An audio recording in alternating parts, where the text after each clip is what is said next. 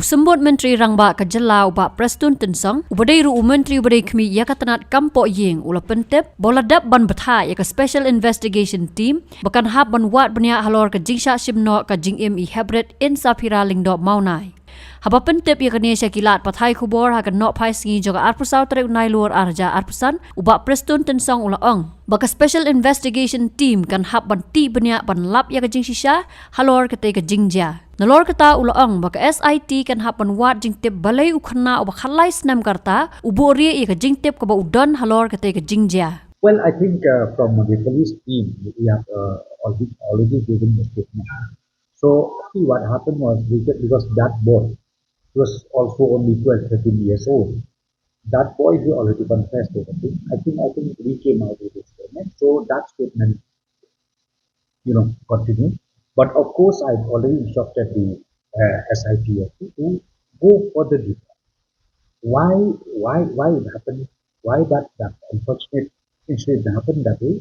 And number two, why that boy did not inform immediately about this incident? Why he kept quiet? Why he pretended as if he don't know anything?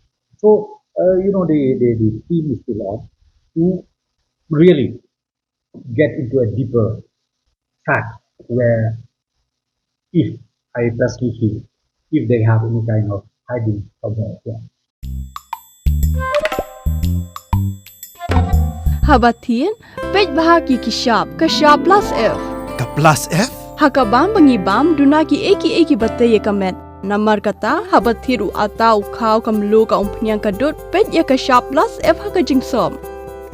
Yaki nutrient kumki vitamin bat ka ayan la icon diat bada ka bathau bha kam khta ka dur jingki marbam ka jingmat lani ka rukom shed yaki balehi banai kita ka don ka we ka jing mentoy ba kongsan ka kot ka khia ka nutrition ba khambha ka jing im ba khambha pendon kam daki marbam modon ka sharp plus F menta kasni Lawan Ra Shafi Lingba ko office jong commissionerate of food safety Meghalaya